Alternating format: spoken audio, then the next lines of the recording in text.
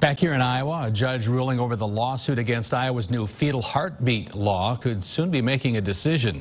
The attorneys for Planned Parenthood of the Heartland and the Emma Goldman Clinic are asking for a motion for summary judgment.